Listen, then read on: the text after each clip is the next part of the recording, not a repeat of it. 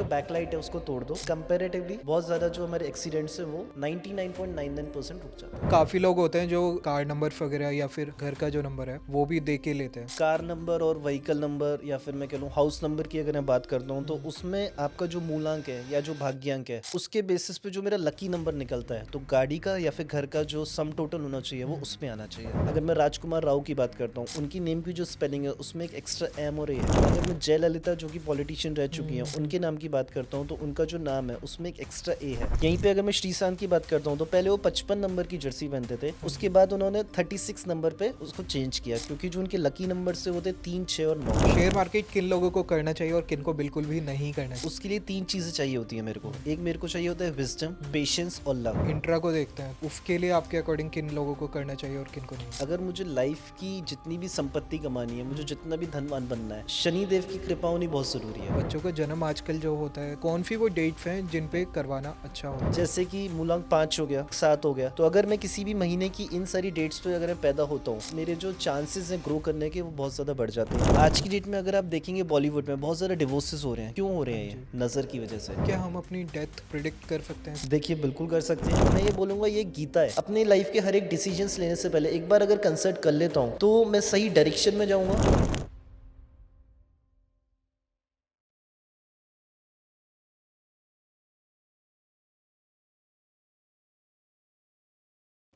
जय श्री राम। मेरा नाम है अभिषेक सिंह रजावत और आप देख रहे हैं चर्चा प्रेजेंटेड बाय हिंदू गुरुकुल।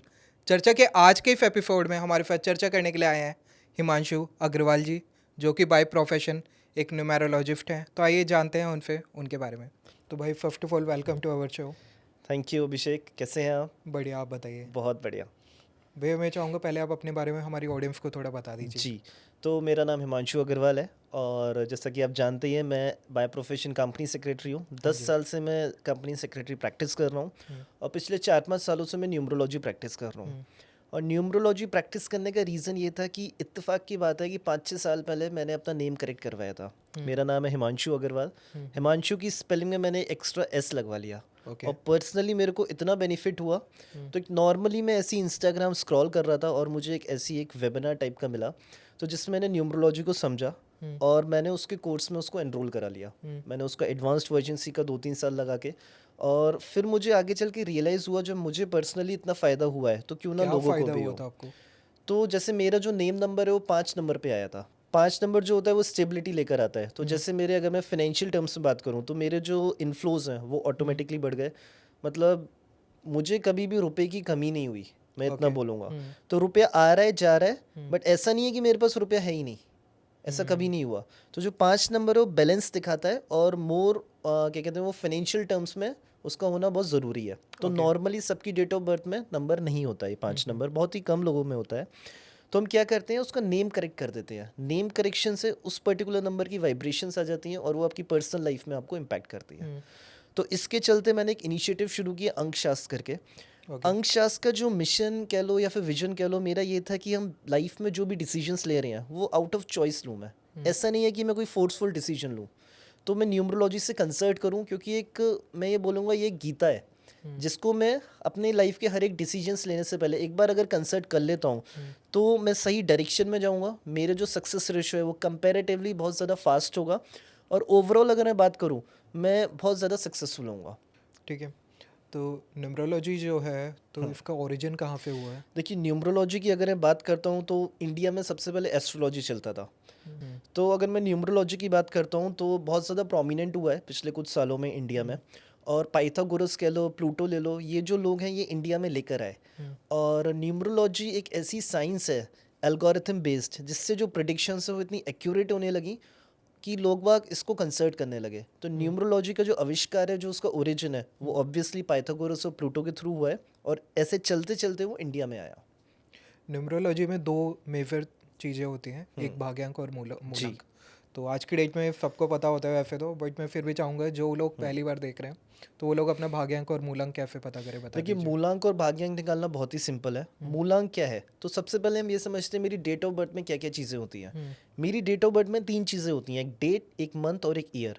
तो अगर मैं डेट का सम टोटल करता हूँ वो मेरा मूलांक हो जाता है। फॉर एग्जाम्पल जैसे मैं 28 जनवरी 1994 को बॉर्न हुआ हूँ, तो अगर मैं तो अगर मैं डेट का सम टोटल करूँगा मतलब कि 2+8 वो हो जाएगा 10। न्यूमरोलॉजी में Okay. ज़ीरो का कोई सिग्निफिकेंस नहीं होता। हम्म, तो 2+8 में ज़ीरो को इग्नोर कर दूंगा, वो मेरा मूलांक हो जाएगा यानी कि 1।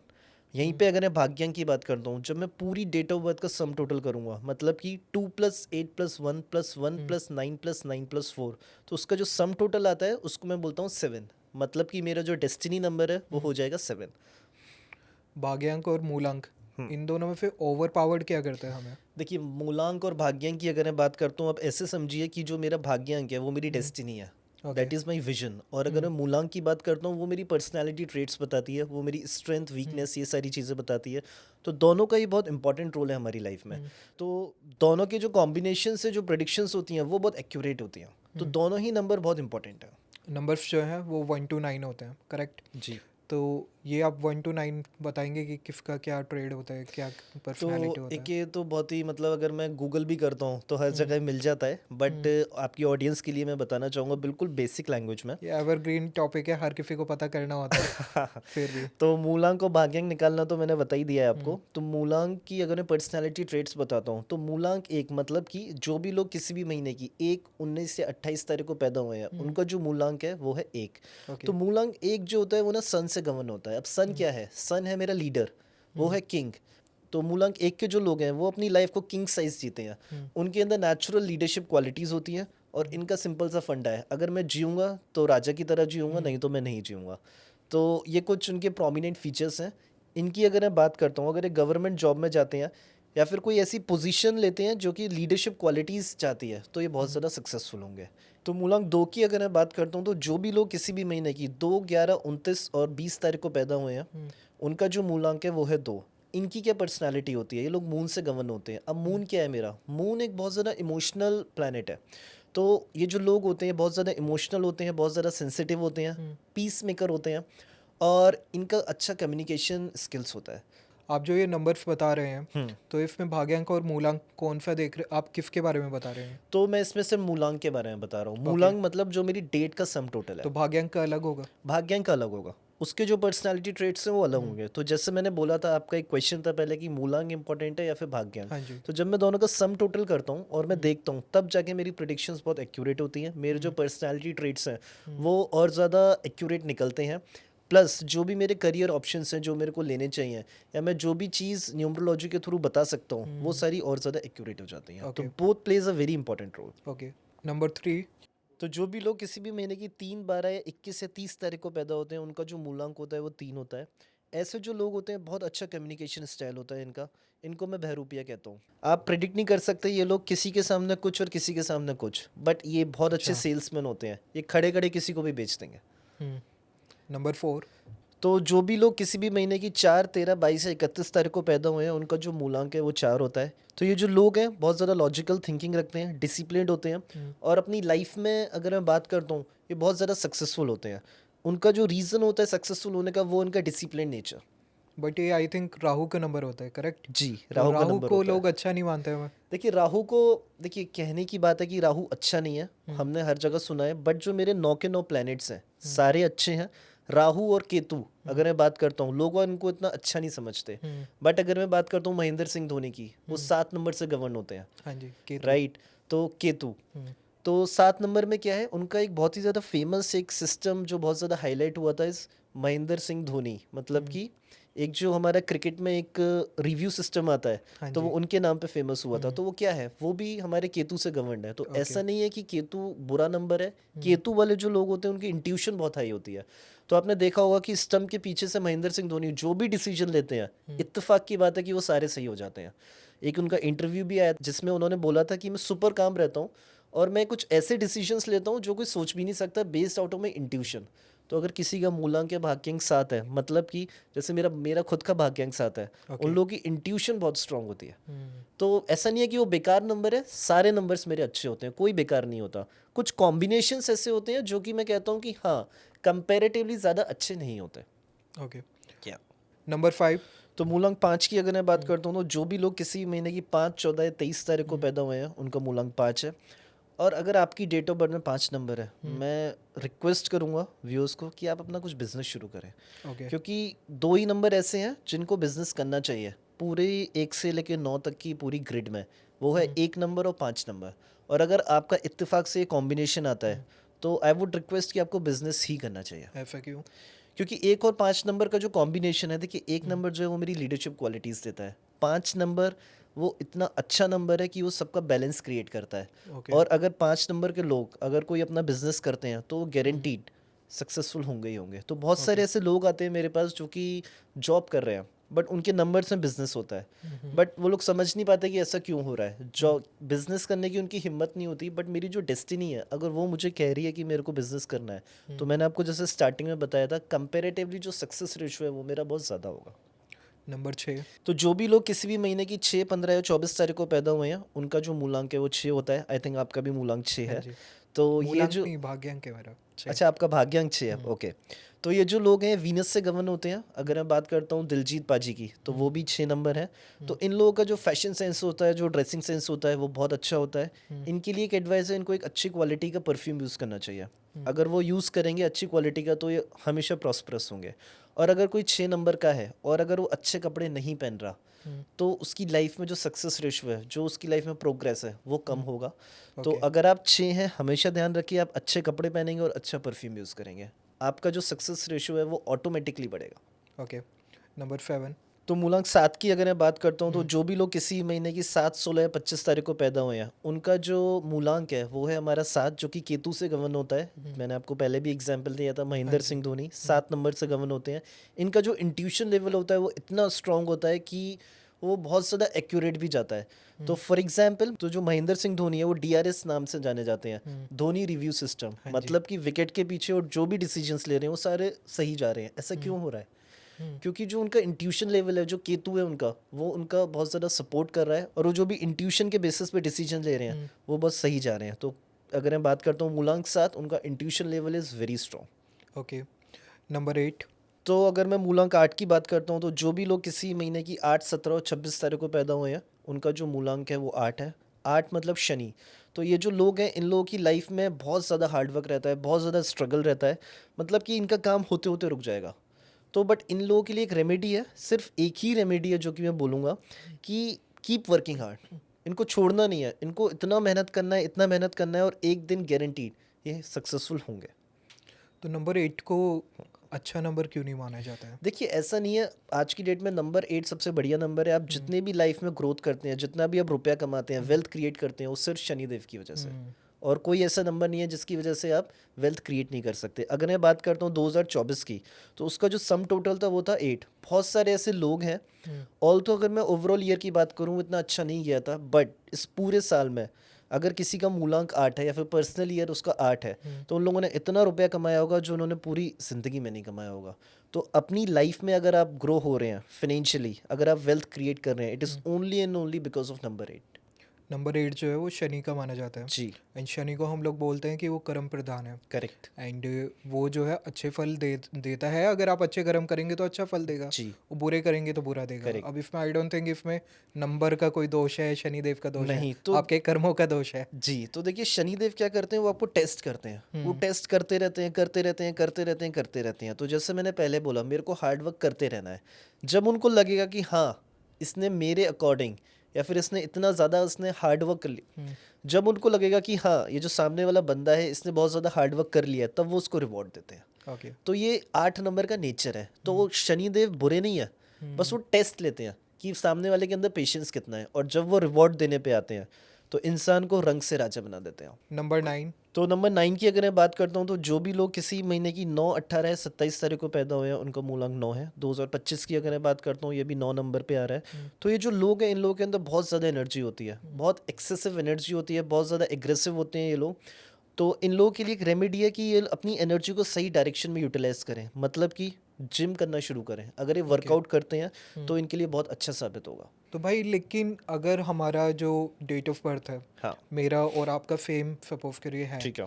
तो मेरी और आपकी दोनों की लाइफ जो है वो सेम रहेगी या कुछ अलग होगा? तो बहुत अच्छा क्वेश्चन है ये। तो लेट्स से कि अगर दो लोगों का डेट ऑफ बर्थ सेम है, तो उनकी क्या लाइफ, उनकी डेस्टिनी, उनकी अगर मैं बात करता हूँ जो भी उनके सक्सेस है लाइफ में, या जो भी फेलियर है, वो सेम रहेगा या नहीं?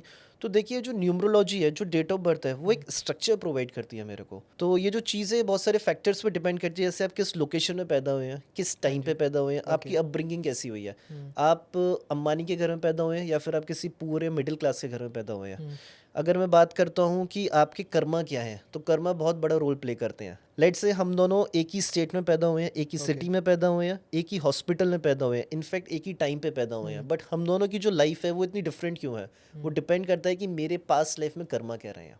ओके। तो आप जब ये निकालते हैं तो आप किसी को क्या-क्या आप देखते हैं? किसी के डेट ऑफ बर्थ में या फिर क्या होता है तो आपका लेट्स पहले से अगर क्वेश्चन? कोई मेरे पास आता है तो सबसे पहले हम उनकी डेट ऑफ बर्थ लेते हैं, हुँ, जिससे हम उनकी बेसिक प्रिडिक्शंस करते हैं। अब डिपेंड ऑन द क्वेश्चंस कि वो क्या पूछना चाहते हैं, उस हुँ, पे हम उनकी अलग अलग तरीके की चीज़ें लेते हैं, जैसे कि हुँ, मूलांक भाग्यांक हम खुद ही निकाल लेते हैं। हुँ, उनका कुछ फैमिली बैकग्राउंड जानते हैं, वो क्या करते हैं, उनकी फैमिली के जो लोग हैं वो क्या करते हुँ। हैं, और basis that report, basis our experience, हम उनकी लाइफ की प्रिडिक्शन करते हैं।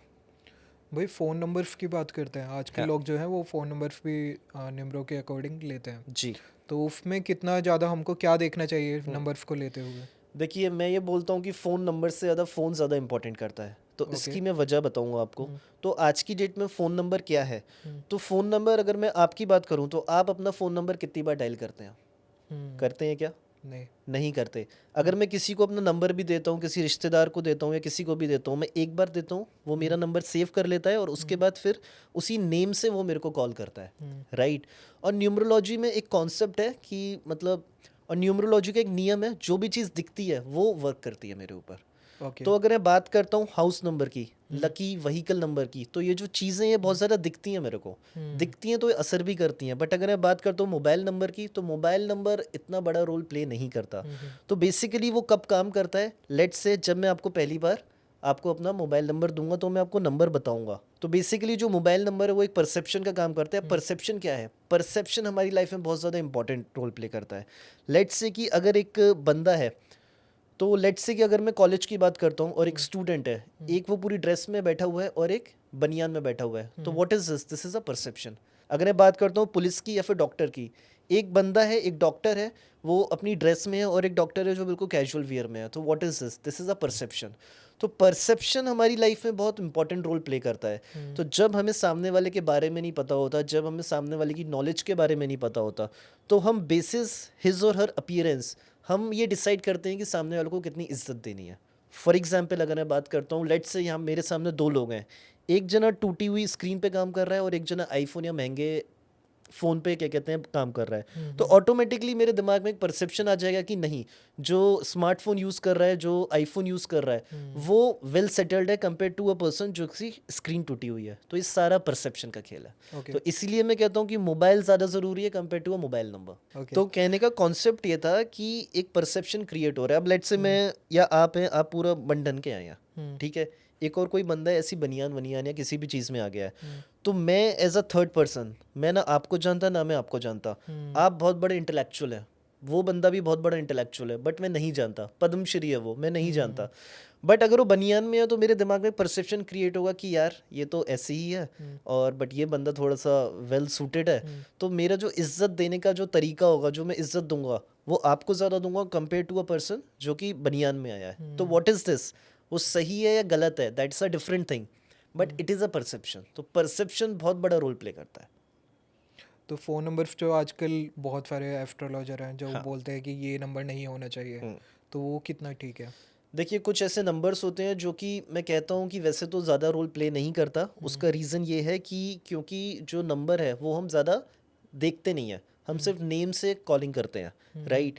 बट जो नंबर से, अगर मैं मोबाइल नंबर अगर एक नया लेना चाहूँ, तो हुँ, मैं ये बताऊँगा कि जो मोबाइल नंबर है वो रिदम में होना चाहिए। ओके, उसका जो ऑर्डर है वो असेंडिंग ऑर्डर में होना चाहिए। ओके, मतलब कि लेट्स से मेरा नंबर 9 से शुरू हो रहा है या हुँ, 7 से शुरू हो रहा है, तो रिदम मतलब 9999 8888 हुँ, 1234 789, इस तरीके की एक रिदम होनी चाहिए। प्लस हुँ, वो असेंडिंग ऑर्डर में होना चाहिए, ऐसा नहीं होना चाहिए 987654, इट शुड बी ना असेंडिंग ऑर्डर। तो ये जो दो बातें हैं ये बहुत ज़्यादा हमको ध्यान में रखने की हैं हुँ, कि अगर मैं नया मोबाइल नंबर परचेज कर रहा हूँ, अगर मैं हुँ। नया सिम परचेज कर रहा हूँ, तो मुझे इन दो बातों का ख्याल रखना है। काफ़ी लोग बताते हैं कि नंबर जो है वो एंड जो है वो किसी स्पेसिफिक नंबर पे होना चाहिए। देखिए ऐसा कोई बेसिकली इसका देखिए इसका कोई लॉजिकल सिग्निफिकेंस नहीं है कि इस पर्टिकुलर डिजिट पे एंड होना चाहिए। हाँ, अगर आप ज़्यादा बिल्कुल एक्यूरेट करना चाहते हैं, ज़्यादा डीप घुसना चाहते हैं मोबाइल न्यूमरोलॉजी में, तो मेरा जो मूलांक है या मेरा जो भाग्यांक है जिसको मैं डेस्टिनी नंबर भी कहता हूँ, तो अगर उसका सम टोटल भी उस पे आता है तो ये बहुत ज़्यादा बेनिफिट करता है। भाई काफ़ी लोग होते हैं जो कार्ड नंबर वगैरह या फिर घर का जो नंबर है वो भी देख के लेते हैं, तो वो उसमें क्या देखा जाता है लेते हुए? देखिए कार नंबर और व्हीकल नंबर या फिर मैं कह लूँ हाउस नंबर की अगर मैं बात करता हूँ तो उसमें आपका जो मूलांक है या जो भाग्यांक है उसके बेसिस पे जो मेरा लकी नंबर निकलता है, तो गाड़ी का या फिर घर का जो सम टोटल होना चाहिए वो उसमें आना चाहिए। तो हर मूलांक के अलग अलग लकी नंबर होते हैं, तो उसके बेसिस पे हम डिसाइड करते हैं कि सामने वाले का क्या कार नंबर होना चाहिए, कौन सा उसका लकी कार नंबर है या फिर उसका कौन सा लकी हाउस नंबर है। बहुत बार मैंने ऐसा देखा है कि बहुत सारे लोग मेरे पास आते हैं कि उन्होंने एक नई गाड़ी ली और उससे उनके एक्सीडेंट्स होने शुरू हो गए। मे बी आपने भी सुना होगा हाँ इस जी। चीज़ को। तो कोई मैंने सेकेंड हैंड बाइक ली, अब मैं जहाँ पे भी जाता हूँ मेरे एक्सीडेंट्स हो जाते हैं। तो जब ऐसे क्लाइंट्स आते हैं हमारे पास, हम एनालिसिस करते हैं उनकी कार नंबर का, तो हम ये मानते हैं कि जो उनका कार या व्हीकल नंबर का जो सम टोटल है वो कॉम्पिटेबल ही नहीं है, वो ओके। उनके मूलांक के भाग्यांक से एनिमी नंबर है। तो हमारा एक कॉन्सेप्ट होता है सारे नंबर्स का, जिसमें कुछ नंबर न्यूट्रल होते हैं, कुछ फ्रेंडली नंबर होते हैं और कुछ हमारे एनिमी नंबर होते हैं। ओके। तो अब वो जो पर्सन है वो ये कहता है कि अब मैं गाड़ी तो मैंने खरीद ली, अब मैं दोबारा तो नहीं परचेस कर पाऊंगा या फिर मैं उसको सेल नहीं कर पाऊंगा, तो क्या किया जाए। तो उसके लिए हम बताते हैं कि आप अपनी जो बैकलाइट है उसको तोड़ दो। कंपैरेटिवली बहुत ज़्यादा जो हमारे एक्सीडेंट्स है वो 99.99% रुक जाते हैं। तो जब ये लेते हैं हम लोग व्हीकल नंबर, तो कौन कौन से नंबर हैं जो लकी माने जा सकते हैं लेते हुए? देखिए कुछ ऐसे कॉमन नंबर्स हैं जो कि लकी माने जाते हैं, जैसे कि अगर मैं 42 लेता हूँ या फिर मैं क्या कहते हैं 32 लेता हूँ। बेनिफिट क्या होता है इनको लेने का लेकिन? देखिए बेनिफिट क्या होता है, मैंने बोला न्यूमरोलॉजी क्या है। न्यूमरोलॉजी जो चीज़ दिखती है वो सबसे ज़्यादा मेरे को असर करती है। अगर जो मेरा व्हीकल नंबर है वो उसका जो सम टोटल है वो मेरे लकी नंबर पे होगा, मेरे मूलांक पे होगा, मेरे डेस्टिनी नंबर पे होगा, तो वो जो गाड़ी है जिसके अंदर मैं बैठा हूँ उससे मेरी अपॉर्चुनिटीज़ जो लाइफ में आने वाली होंगी वो और ज़्यादा आएंगी, बहुत ज़्यादा पॉजिटिव आउटकम होंगे। तो इसका ये रिलेवेंस होता है। तो ओके। बहुत सारे लोग आपने देखे होंगे, उन्होंने बोला होगा कि मैंने जब गाड़ी ली या मैंने कोई भी लाइट से बाइक ली, जैसी मैंने ली मेरे एक्सीडेंट्स होने शुरू हो गए, या फिर मेरी लाइफ में कुछ ऐसा हो गया कि मेरी ग्रोथ नहीं हो पा रही है। तो ऐसा क्यों होता है? तो जब हम उनका चार्ट एनालाइज करते हैं तो हम ये देखते हैं कि उनका जो गाड़ी का जो नंबर है, जो उसका सम टोटल है, वो एनिमी नंबर है उनके मूलांक और भाग्यांक से। तो ये पता कैसे करें हम तो हमारा एनिमी नंबर तो कौन सा उसकी है? एक कैलकुलेशन होती है, एक चार्ट होता है जिसमें मूलांक और भाग्यांक 1 से लेकर 9 तक का एक रेफरेंस होता है कि ये सारे नंबर मेरे मूलांक के एनिमी नंबर हैं, ये सारे फ्रेंडली नंबर हैं और ये सारे न्यूट्रल नंबर हैं। जैसे कि अगर मैं मूलांक 1 की बात करूं तो 1 का जो एनिमी नंबर है वो है 8। भाई हमारा एनिमी नंबर कौन सा है ये पता कैसे करें? देखिए इसका एक चार्ट होता है। तो अगर मैं मूलांक 1 की बात करता हूँ तो इनका जो एनिमी नंबर है वो है 2 और 8। अगर मैं मूलांक 2 की बात करता हूँ तो इनका जो एनिमी नंबर है, मूलांक 2 की अगर मैं बात करता हूँ तो 1, 4, 7 और 8। तो अगर मैं मूलांक 3 की बात करता हूँ तो इनका एनिमी नंबर 6 और 9 है। आपने 36 का आंकड़ा सुना होगा। हाँ जी। तो 36 का आंकड़ा यहीं से निकला है कि 3 और ओके। 6 नंबर की पट्टी नहीं है। 3 और 6। जी। ओके। तो दोनों एक दूसरे के एनिमी नंबर हैं। और अगर किसी का मूलांक और भाग्यांक अगर 3 और 6 हैं तो अगर किसी का मूलांक या भाग्यांक 3 और 6 है तो उसके लिए हमारे पास रेमेडीज होती हैं कि उस सिचुएशन में क्या करना चाहिए। तो हम नॉर्मली क्या करते हैं, या तो उसका नेम करेक्ट करते हैं या फिर कुछ ऐसी पूजा होती हैं, कुछ ऐसी रेमेडीज होती हैं, कुछ ऐसे मंत्रों का उच्चारण किया जाता है जिससे जो उसका इफेक्ट है वो नलीफाई हो जाता है। नंबर 4। मूलांक 4 की अगर मैं बात करता हूँ तो इसका जो एनिमी नंबर है वो 2 और 9 है। मूलांक 5 की अगर मैं बात करता हूँ तो एक ऐसा नंबर है जिसका कोई एनिमी नंबर है ही नहीं, ये सबके साथ कॉम्पिटेबल है। मूलांक 6 की बात करता हूँ, इनका जो एनिमी नंबर है वो है 3 और 9। मूलांक 7 की अगर मैं बात करता हूँ, इनका जो एनिमी नंबर है वो है 2, 5 और 8। मूलांक अगर मैं 8 की बात करता हूँ, इनका जो एनिमी नंबर है वो है 1। मूलांक 9 की अगर मैं बात करता हूँ, इनका जो एनिमी नंबर है वो है 2 और 4। तो भाई लेकिन काफ़ी लोग बिना मतलब ये सब देखते नहीं है नंबर वगैरह इतना, और ले लेते हैं कोई भी व्हीकल हो गया, हाउस नंबर वगैरह। ये थोड़ा सा डिफ़िकल्ट भी हो जाता है कि डे टू डे लाइफ में अगर हम लोग डेली ले रहे हैं कोई चीज़, तो इतना ज़्यादा तो कैलकुलेट नहीं कर पाते हम। बिल्कुल ठीक। तो उसके लिए क्या आपकी तरफ से रेमेडीज हो सकती हैं जो इन जनरल सबकी काम है? देखिए उसके लिए हम बैठे हैं। तो अगर मैं आज की, देखिए मेरी लाइफ में कुछ इंपॉर्टेंट डिसीजंस होते हैं जो मैं बार बार नहीं लेता। मैं घर ले रहा हूँ, मैं गाड़ी ले रहा हूँ, मैं लेट से कोई बिजनेस शुरू कर रहा हूँ, मेरे घर में बच्चा हुआ है, मैं उसका नामकरण कर रहा हूँ, राइट, मैं कौन सी जॉब में जा रहा हूँ, क्या करियर ऑप्शन चूज़ कर रहा हूँ। तो कुछ ऐसे मोटे मोटे 7-8 ऐसे काम होते हैं जो मैं रोज़ रोज़ नहीं करता। तो अगर मैं इनके लिए अगर न्यूमरोलॉजिस्ट को अप्रोच करूँगा, उनसे कंसल्टेशन लूँगा, तो मेरी जो लाइफ है वो बहुत ज़्यादा बेटर हो जाएगी। मैं ये सजेस्ट भी करता हूँ, ये मैं रिकमेंड भी करता हूँ कि इन सारी चीज़ों के लिए हमें न्यूमरोलॉजिस्ट का सजेशन ज़रूर लेना चाहिए। उनसे कंसल्टेशन, उनकी एडवाइस बहुत ज़्यादा इंपॉर्टेंट होती है। अभी आपने बच्चे का जब जन्म होता है तो उसके बारे में अभी बताया आपने। जी। तो बच्चों का जन्म आजकल जो होता है तो आजकल सर्जरी वगैरह और इन सब से होता है। तो डॉक्टर्स जो है वो डेट वगैरह भी पूछ लेते हैं कि आपको कौन सा करेक्ट। करवाना है। तो कौन सी वो डेट्स हैं जिन पे करवाना अच्छा होता है? अगेन इसका क्वेश्चन मूल अंकों भाग्यांक पे आ जाता है। अभी एक रीसेंट एग्जांपल देता हूँ। तो मेरी एक फ्रेंड थी जिससे मेरी बात हो रही थी। तो उन्होंने बोला कि क्या कहते हैं, मैंने उनको बोला कि चलो मिलते हैं। तो उन्होंने बोला अभी तो नहीं, अभी मैं हॉस्पिटल में हूँ and I am expecting a child, या तो आज या फिर कल। तो ओके। मैंने उनको मैसेज किया कि कोशिश करना कल हो जाए। तो उनका जवाब आया वो मेरे हाथ में नहीं है। तो मैंने उनका मूलांक देख के, जो उनकी मदर थी वो चेक करके बताया कि उनका जो बेबी है अगर उस पर्टिकुलर डेट पे होता है तो वो बहुत बढ़िया होगा। तो मेरी न्यूमरोलॉजी में क्या होता है, कुछ ऐसे नंबर्स होते हैं जो कि बहुत ज़्यादा आई वुड से अच्छे नंबर होते हैं। वैसे सारे नंबर अच्छे होते हैं, बट कुछ ऐसे नंबर हैं जो बहुत ज़्यादा अच्छे माने जाते हैं। जैसे कि मूलांक 1 हो गया, जैसे कि मूलांक 5 हो गया, ओके। जैसे कि मूलांक 7 हो गया। तो अगर मैं किसी भी महीने की इन सारी डेट्स पे अगर मैं पैदा होता हूँ तो मैं कंपैरेटिवली बहुत ज़्यादा, मेरे जो चांसेस हैं ग्रो करने के वो बहुत ज़्यादा बढ़ जाते हैं। हैप्पीनेस और सेटिस्फेक्शन वाले जो एलिमेंट्स हैं वो बहुत ज़्यादा बढ़ जाते हैं। और न्यूमरोलॉजी में भी कुछ ऐसे नंबर्स होते हैं जो कि, जिसको मैं कार्मिक डेट नंबर कहता हूँ या फिर मैं मास्टर नंबर कहता हूँ। तो हमारी न्यूमरोलॉजी में कुछ ऐसे नंबर्स भी हैं जो कि हमको अवॉइड करने होते हैं। जैसे कि मेरा कार्मिक डेट नंबर हो गया 13, 14 या 16। मतलब कि अगर कोई भी किसी भी महीने की 14, 13 या फिर 16 तारीख को पैदा हुआ है तो उसका कुछ ना कुछ कनेक्शन है उसके पिछले जन्म से, जो कि हम कहते हैं उसको अवॉइड करना चाहिए। भाई अभी आप मुझे ऑफ कैमरा बता रहे थे कि जो नंबर्स होते हैं हम्म। उनका हमारे प्रीवियस बर्थ जो होता है उससे भी कुछ कनेक्शन होता है। जी। तो क्या होता है? तो देखिए क्या होता है कि हम जिस भी डेट पे पैदा होते हैं वो हमारे हाथ में नहीं है, राइट। वो ऊपर वाले के हाथ में है। बट अगर हमारे अच्छे कर्म होंगे तो हम अच्छे घर में पैदा होंगे, वैसे अच्छी डेट्स पे पैदा होंगे। वैसे सारी डेट्स अच्छी होती हैं, बट ऐसा क्यों है कि आप अंबानी के घर में पैदा नहीं हुए, या मैं अंबानी के घर में पैदा नहीं हुआ, या मैं टाटा बिरला के घर में पैदा नहीं हुआ? ऐसा क्यों है? तो उनके जो बच्चे हैं कुछ तो ऐसा रहा होगा, कुछ तो उनके इतने अच्छे कर्म रहे होंगे कि वो उस घर में पैदा हुए, उनको वो अपॉर्चुनिटीज़ मिली लाइफ में, उनको सारी सुविधाएं मिली जिसके थ्रू वो जो चाहे वो कर सकते हैं। तो न्यूमरोलॉजी में हमारा क्या होता है, कुछ ऐसे नंबर होते हैं जिसको मैं कार्मिक डेट नंबर बोलता हूँ, जिनका हमारा पिछले जन्म से कुछ ना कुछ रिलेशन होता है। ये मेरे ऐसे 3 नंबर होते हैं, 13, 14 और 16।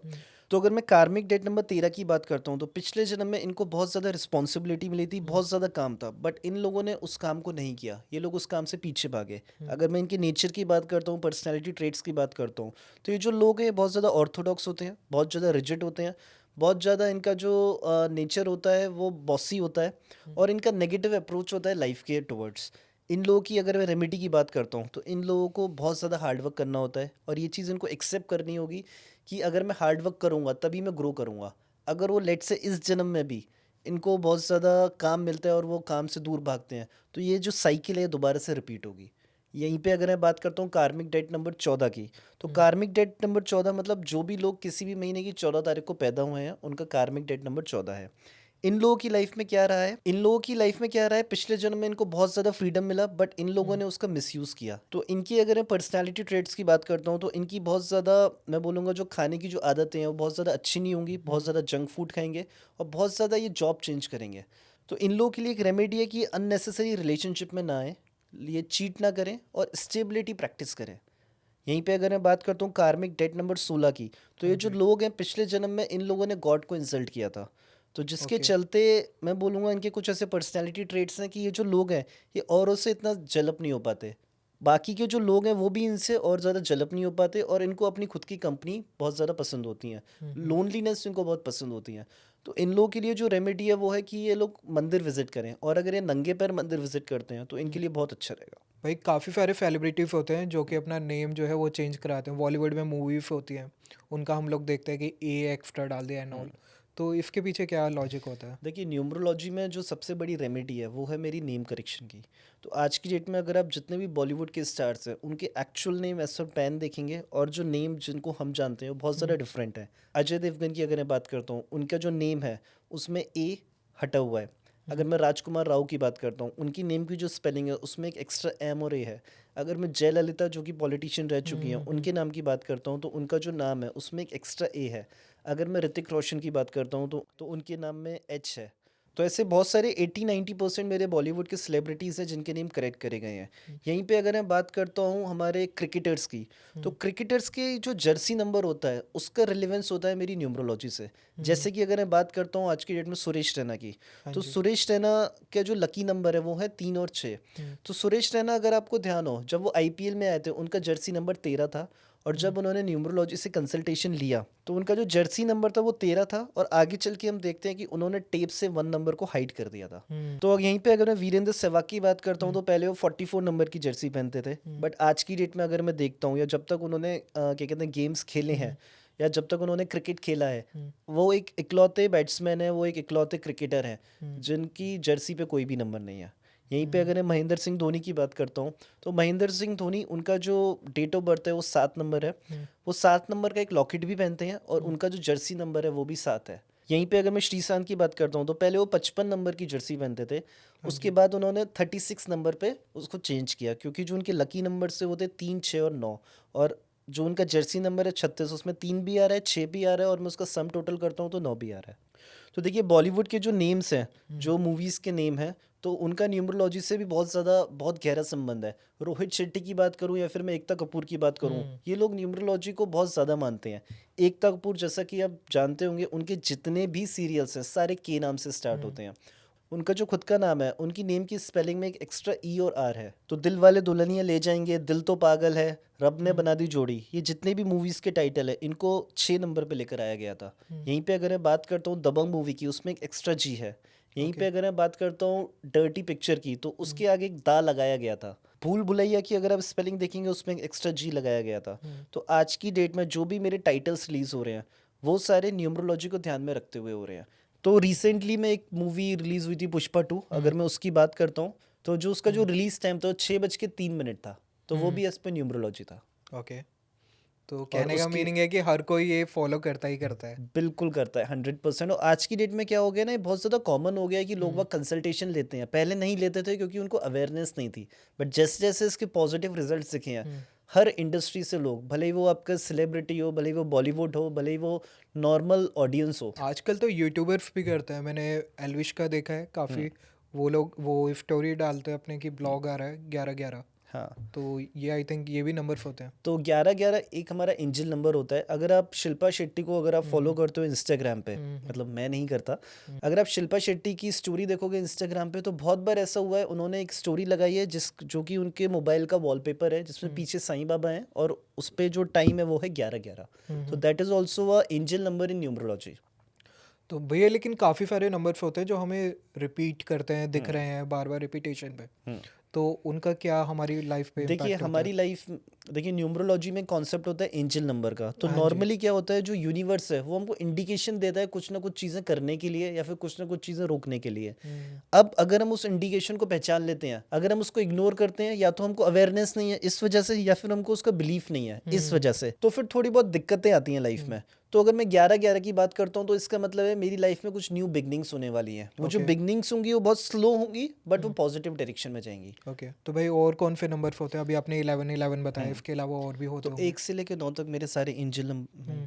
तो जैसे अगर किसी को 2222 दिख रहा है, वो मेरा एंजल नंबर है, मतलब कि मुझे, मतलब कि फैमिली को मेरा सपोर्ट चाहिए। किसी को 3333 दिख रहा है, 44444 दिख रहा है, 55555 दिख रहा है, 6666, 7777, 8888, 9999। कुछ हमारे ऐसे स्पेशल नंबर भी होते हैं, जैसे जो कि असेंडिंग ऑर्डर में होते हैं। 786 हो गया, मतलब कि जैसे 687 हो गया, तो मतलब कि मेरी लाइफ में ग्रोथ आने वाली है। या फिर अगर मैं करूँ डिसेंडिंग ऑर्डर में मुझे कोई नंबर दिख रहा है, रिपीटेटिवली दिख रहा है, तो फिर मतलब कि मेरी लाइफ में कुछ ऐसे इंसिडेंट्स आने वाले हैं जिससे मेरा डिमोशन होगा। तो ये जो एंजल नंबर हैं बहुत ज़्यादा ज़रूरी होते हैं लाइफ में। बेसिकली यूनिवर्स हमको एक हिंट देता है, यूनिवर्स हमको बताता है कि हम संभल जाए तो अच्छा है, नहीं तो आगे कुआं है। भाई न्यूमेरोलॉजी में राजयोग का क्या कॉन्सेप्ट होता है? देखिए एक मेरी लोशू ग्रिड होती है। लोशू ग्रिड क्या होती है, बेसिकली एक 3x3 की ग्रिड होती है, जिसकी खास बात ये होती है कि अगर मैं उससे कॉलम का या फिर उसकी रोज का या फिर डायगनली वाइज अगर मैं उसका सम टोटल करता हूँ तो उसका जो एडिशन है वो 9 नंबर पे आता है। ये उसकी स्पेशलिटी होती है। तो जो मेरे डायगनल्स होते हैं, अगर मेरी डेट ऑफ बर्थ में वो हैं तो उसको मैं राजयोग कहता हूँ। जैसे कि 4 5 6 हो गया, या फिर 2 5 और 8 हो गया, ये मेरे 2 राजयोग हैं। तो जो कि एज पर न्यूमरोलॉजी हम देखते हैं। भैया न्यूमेरोलॉजी से क्या हम लोग ये पता कर सकते हैं कि कौन सा करियर पाथ हमारे लिए अच्छा है? देखिए ये बहुत इंपॉर्टेंट क्वेश्चन है। आज की डेट में अगर मैं बताऊं तो आप और मैं किस तरीके से हम करियर को ऑप्ट करते हैं, आप बताइए।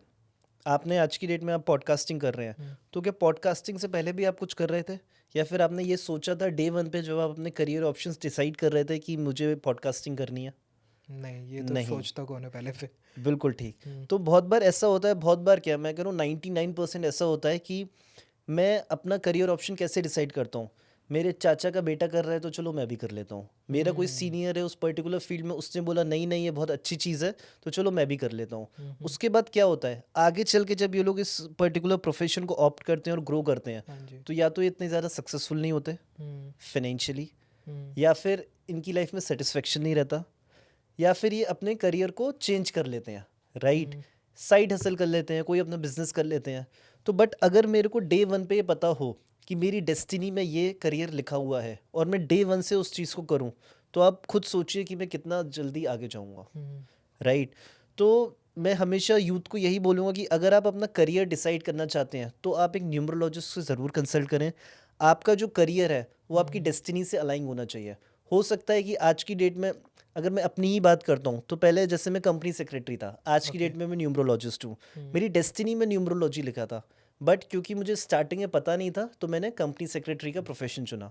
बट अगर मुझे डे वन पे पता होता कि नहीं मेरे को न्यूमरोलॉजी ही करनी है, तो सोचिए जो 10 साल मैंने जो प्रैक्टिस करी है वो अगर मैं सही डायरेक्शन में करता, न्यूमरोलॉजी में करता, तो मैं आज की डेट में कितना आगे होता। तो मैं यूथ से ये बहुत ज़्यादा रिक्वेस्ट करूँगा कि अगर आप अपना करियर डिसाइड कर रहे हैं, स्पेशली पेरेंट्स से, तो आप उसमें न्यूमरोलॉजी का कंसल्टेशन ज़रूर लीजिए। तो अगर मैं मूलांक एक की बात करता हूँ, तो ये लोग अगर किसी भी लीडरशिप रोल में जाते हैं बहुत ज़्यादा सक्सेसफुल होंगे।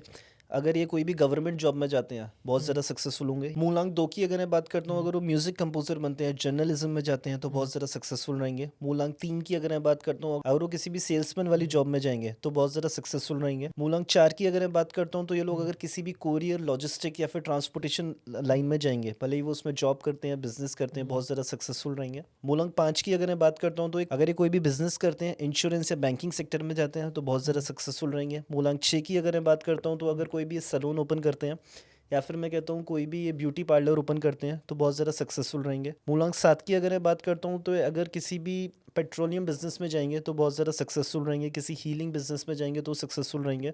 मूलांक आठ की अगर मैं बात करता हूँ, तो अगर किसी भी वेल्थ मैनेजमेंट में, चार्टेड अकाउंटेंट, इन लॉयर, इन सारे कोर्सेज में जाएंगे तो बहुत ज़्यादा सक्सेसफुल रहेंगे। मूलांक नौ की अगर मैं बात करता हूँ, अगर एक कंस्ट्रक्शन लाइन में जाते हैं, किसी रियल इस्टेट कंपनी में काम करते हैं, खुद का अपना प्रोजेक्ट स्टार्ट करते हैं, या फिर अपनी जिम अगर स्टार्ट करते हैं, तो बहुत ज़्यादा सक्सेसफुल रहेंगे। भाई अब बात करते हैं शेयर मार्केट की।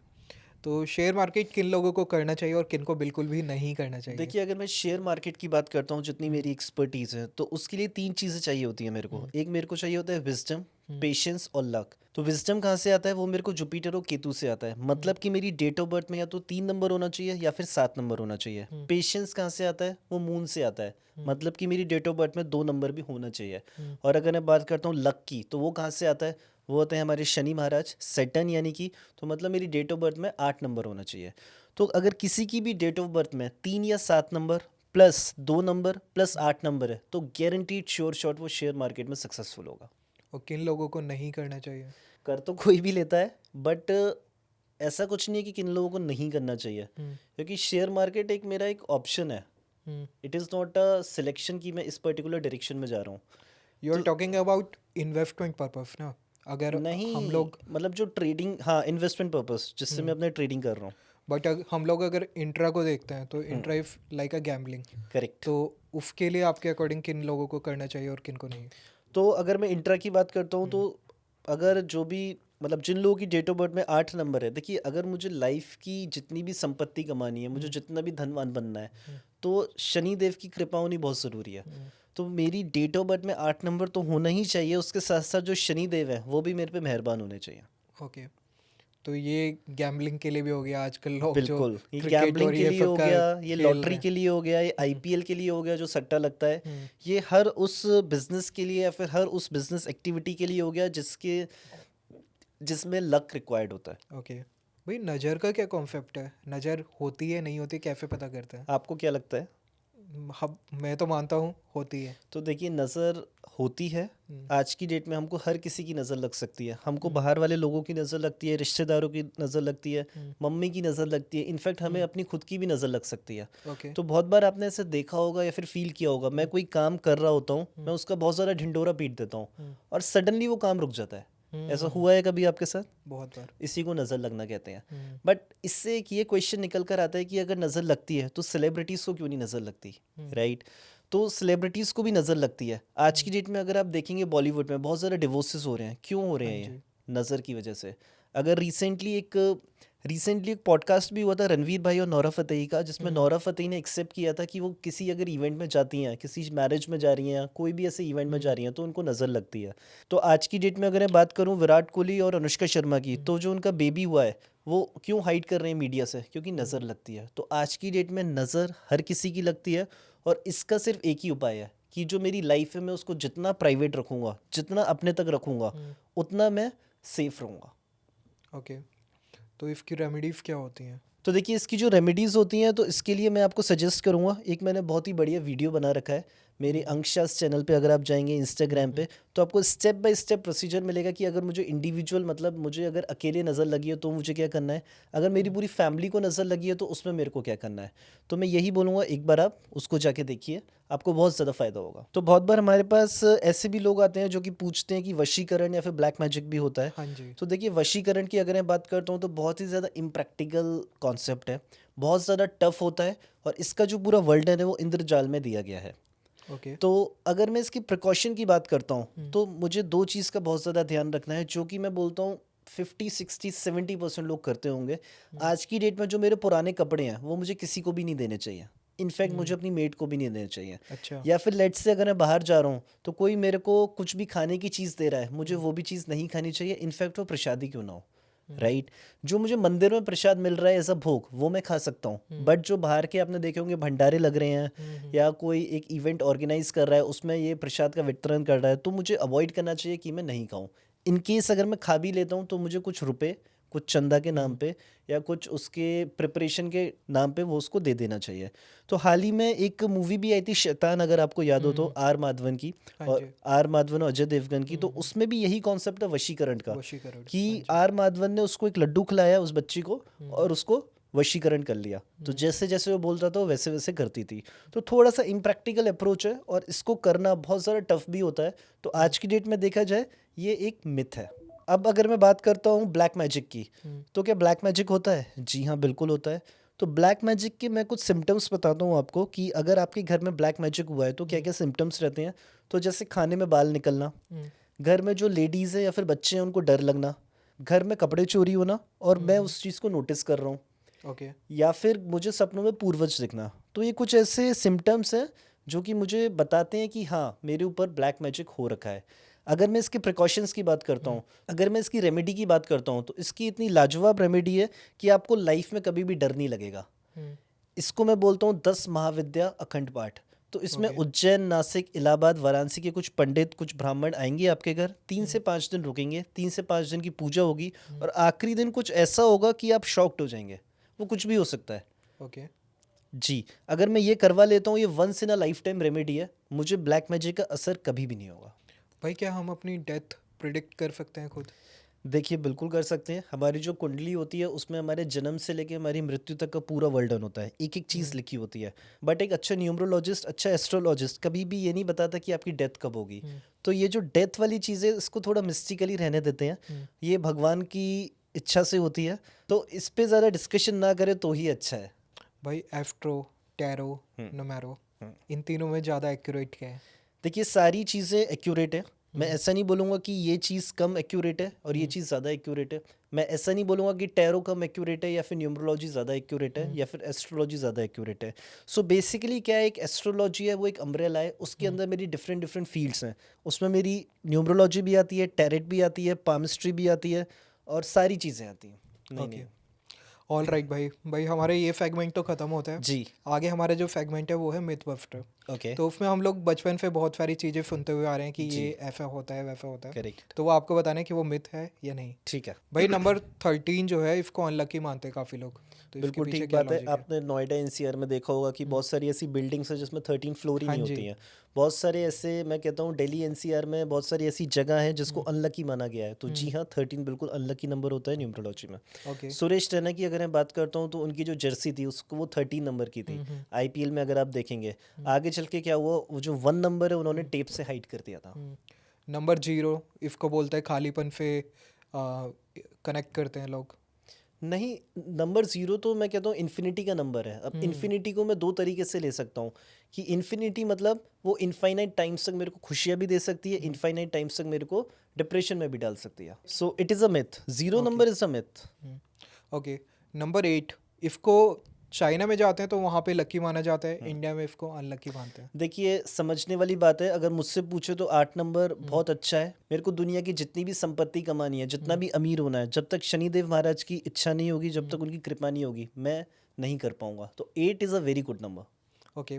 कुछ नंबर्स होते हैं जो बहुत ज़्यादा अच्छे बताते हैं, आप भी अभी अब बताया कि 1 है या 5 है, तो ये जी, अच्छे नंबर है। जी। तो इनको लेकिन अगर रिपीटेशन बेस पे हम लोग अपनी लाइफ में यूज़ कर रहे हैं तो वो अच्छा है या खराब है? नहीं, देखिए वो डिपेंड करता है आपके मूलांक और भाग्यांक पे। हम्म, अगर कोई भी नंबर आपका लकी नंबर है, आपके मूलांक और भाग्यांक से सिंक है, तो हम्म। फिर वो आपके लिए अच्छा ही करेगा। तो चाहे वो 5 बार रिपीट हो रहा हो चाहे 6 बार, तो नहीं, तो डिफरेंट लेट्स से मैटर। कि अगर कोई भी नंबर है वो एक बार रिपीट होता है तो हम्म, वो मेरे को 80% रिजल्ट देता है। अगर वो दो ओके। बार रिपीट होता है वो 100% रिजल्ट देता है। अगर हम्म, वो 3 या 3 से ज़्यादा बार रिपीट होता है तो वो मेरे हम्म। को नेगेटिव रिजल्ट देने शुरू कर देता है। ट्रिपल 6 इसको भी बोलते हैं कि अच्छा नंबर नहीं है, तो उसके बारे में आप क्या बताना नहीं, ये चाहेंगे? मिथ है। ओके। तो काफ़ी लोग इसको बोलते हैं शैतान से कनेक्ट करते हैं। मैंने तो ऐसा नहीं सुना, हम्म, और ऐसा कुछ भी नहीं है कि 666 को हम शैतान से कनेक्ट करते हैं। ओके। भैया आपने ऑफ कैमरा मुझे बताया था कि आपको रुद्राक्ष के बारे में भी बहुत अच्छा नॉलेज है, जी, तो मैं उसके बारे में आपसे पूछना चाहूँगा कि कुछ चीज़ें मिथ हैं या नहीं। बिल्कुल पूछिए। तो रुद्राक्ष पहले तो ये बता दीजिए कि किन को धारण करना चाहिए। देखिए, रुद्राक्ष क्या है? रुद्राक्ष शिव जी का एक आंसू है, तो हर हम्म, कोई धारण कर सकता है वो। ओके।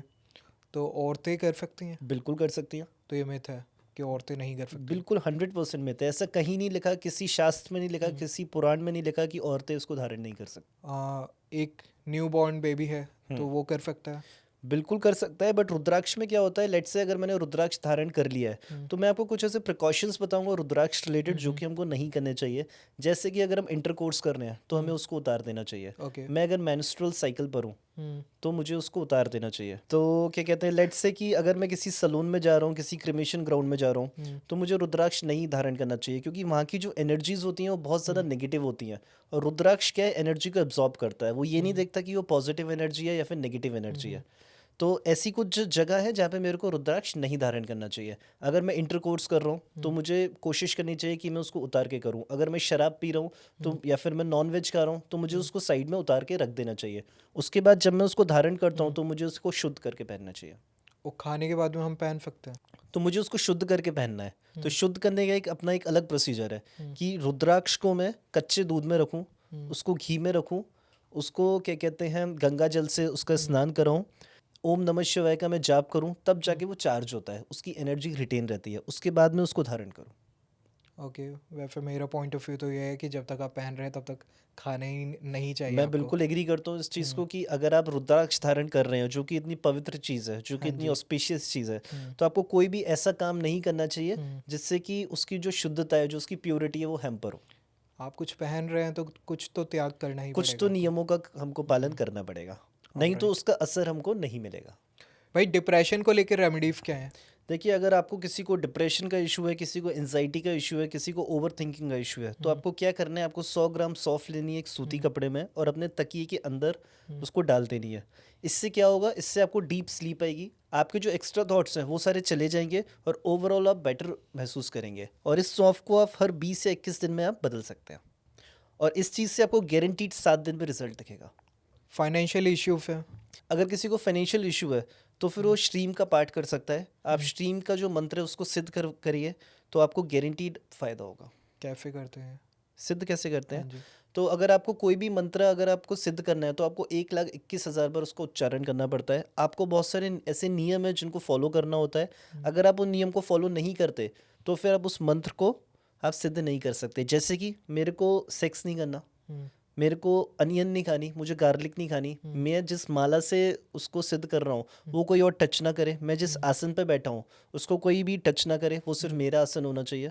तो ओके इस तरीके के करीब 20 से 21 मेरे नियम है जो कि मेरे को फॉलो करने चाहिए किसी भी मंत्र को सिद्ध करने के लिए। ओके और एक बार अगर आप मंत्र सिद्ध कर देते हो तो फिर उस पर्टिकुलर मंत्र का आप पे असर होना शुरू हो जाता है। ओके भाई, कर्ज मुक्ति के लिए क्या रेमेडीज है? कर्ज मुक्ति के लिए बहुत बढ़िया रेमेडी है, आपको हर बुधवार को गणेश ऋण मुक्ति स्तोत्रम का पाठ करना चाहिए। ओके, बहुत बच्चे होते हैं जो जिनका पढ़ाई में मन नहीं लगता है, तो उसके लिए कोई रेमेडीज है? तो आपको एक सरस्वती बांध होता है उसको पहनना चाहिए, वो 4+4+6 मुखी रुद्राक्ष का कॉम्बिनेशन होता है।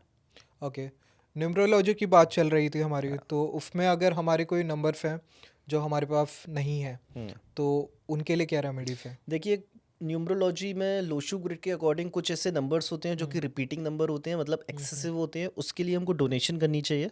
ओके और अगर कुछ ऐसे नंबर होते हैं जो मिसिंग होते हैं उसके लिए हम ब्रेसलेट्स पहन सकते हैं, क्रिस्टल ब्रेसलेट्स पहन सकते हैं, रुद्राक्ष पहन सकते हैं। क्या होते हैं ब्रेसलेट? तो देखिए क्रिस्टल ब्रेसलेट की अगर मैं बात करूँ, ये जो मैं पहना हूँ ये भी एक क्रिस्टल ब्रेसलेट है। और जैसे कुछ नंबर है मेरी डेट ऑफ बर्थ में मिसिंग है, उसके लिए है। ये बहुत ज़्यादा इफेक्टिव होते हैं, 5 से 6 महीने लगता है इनको अपना असर दिखाने में। और जो उस नंबर की जो डेफिशिएंसी है जो मेरे पास नहीं है वो उसको पूरा करते हैं।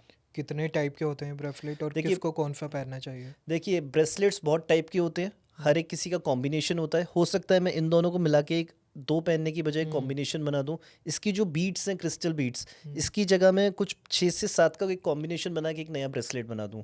तो ये कहना कि ब्रेसलेट कितने टाइप के होते हैं ये थोड़ा सा डिफिकल्ट सवाल है, बट ब्रेसलेट्स मैं किसी भी कॉम्बिनेशन में बना सकता हूँ। ओके, आजकल फेक जो है वो बहुत ज़्यादा चलते हैं, तो देखिए इसमें हम लोग परचेज कहाँ से कर सकते हैं ये? देखिए पूरे ब्रह्मांड में सिर्फ एक ही जगह से आप परचेज कर सकते हैं, वो है अंकशास्त्र.com। आप अच्छा। वहाँ पे जाइए और आपको गारंटीड 100% ओरिजिनल रुद्राक्ष ब्रेसलेट मिलेंगे। ओके, ये बनते कैसे हैं?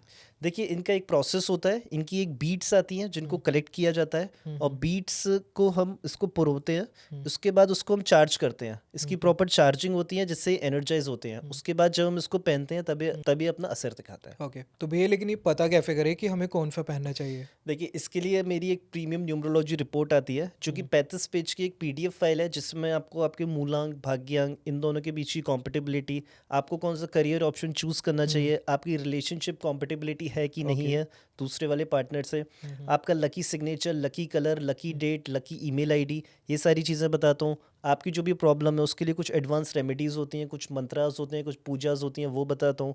इसमें एक 20 मिनट की पर्सनल कॉल कंसल्टेशन होती है। तो ये चीज़ जानने के लिए आपको प्रीमियम न्यूमरोलॉजी रिपोर्ट लेनी पड़ेगी। तो ये परचेज कहाँ से करना है हमें? ये आप अंकशास.com से कर सकते हैं या फिर इंस्टाग्राम पे जाके आप मैसेज कर सकते हैं, हमारी टीम का कोई भी मेंबर होगा वो आपको तुरंत अपडेट कर देगा। ओके, अगर किसी को परचेज करना होगा तो मैं डिस्क्रिप्शन में नीचे लिंक और सारी आपकी कॉन्टैक्ट डिटेल्स डाल दूंगा, तो वहाँ जी। पे देख सकते हैं। बिल्कुल। भाई आजकल एआई का ज़माना है, जी। एंड हम लोग अगर जीपीटी की बात करते हैं, चैट जीपीटी, तो उसमें हम लोग कुछ भी डालते हैं तो वो मिल जाता है हमें, चाहे वो एस्ट्रो हो चाहे नुमेरो हो, करेक्ट। वो भी मिल जाता है उसमें। जी। तो आपको क्या लगता है कि हम लोग एक जाके फिजिकल किसी बंदे से जाके हमें एडवाइस लेना चाहिए, या फिर हम वहाँ पे भी पूछ सकते हैं? देखिए अगर मैं आर्टिफिशियल इंटेलिजेंस की बात करता हूँ तो न्यूमरोलॉजी क्या है, वो एल्गोरिथम बेस्ड एक कैलकुलेशन है। तो जो एआई है वो कैलकुलेशन तो बहुत इजी कर देगी, उससे न्यूमरोलॉजिस्ट या फिर एस्ट्रोलॉजर्स का जो काम होगा वो कंपैरेटिवली थोड़ा इजी हो जाएगा और उससे टाइम भी बहुत सेव होगा। बट अगर मैं बात करता हूँ प्रिडिक्शंस करने की, हाँ तो जी। वो जो प्रिडिक्शंस है वो हम अपने एक्सपीरियंस से करते हैं, वो हम चार्ट्स देख के करते हैं। वो एक्सपीरियंस कहाँ से आता है, वो प्रिडिक्शंस की एक्यूरेसी कहाँ से आती है, उसके लिए जो भी हम साधना करते हैं, जो भी प्रैक्टिस करते हैं, जो भी मेडिटेशन करते हैं, वो उससे आती है। तो अगर मैं एआई की बात करता हूँ तो वो न्यूमरोलॉजी को अपग्रेड तो कर सकती है बट रिप्लेस नहीं कर सकती। करेक्ट। तो वैसे मेरा मानना इस पे ये है कि अगर हम लोग इसमें मूलांक और भाग्यांक की बात करते हैं, तो वो तो हम लोग जीपीटी या फिर कैलकुलेट भी करके निकाल सकते हैं। बिल्कुल ठीक। आजकल बहुत सारे वेबसाइट है जहाँ पे निकल आता है, जी बट जो आगे का प्रेडिक्शन है वो आपको किसी से पूछना ही पड़ेगा। बिल्कुल 100%। Okay, all right. तो एंड करने से पहले मैं आपके लिए कुछ लेकर आया हूँ। अरे वाह। आपने अपनी डेट ऑफ बर्थ शेयर करी थी, उसको एनालाइज करके मैं आपके लिए एक ब्रेसलेट लेकर आया हूँ, तो जो Thank कि you आपके लिए इसको पहनेंगे तो आपको बहुत फ़ायदा मिलेगा। अच्छा, तो ये क्या है ये ब्रेसलेट है, 7 चक्रा ब्रेसलेट है। ओके। तो बेसिस जो डेट ऑफ बर्थ जो आपके मिसिंग नंबर है उसमें ये आपको हेल्प करेगा। तो ये कैसे पहनना है मुझे? ये ऑलरेडी चार्ज्ड है, ये चार्ज करके ही मैं लेकर आया हूँ। ये आपको सीधे हाथ में पहनना है, किसी भी दिन पहन सकते हैं आप। तो अभी पहन सकता हूँ ये? जी बिल्कुल पहन सकते ओके, हैं। Thank you so much.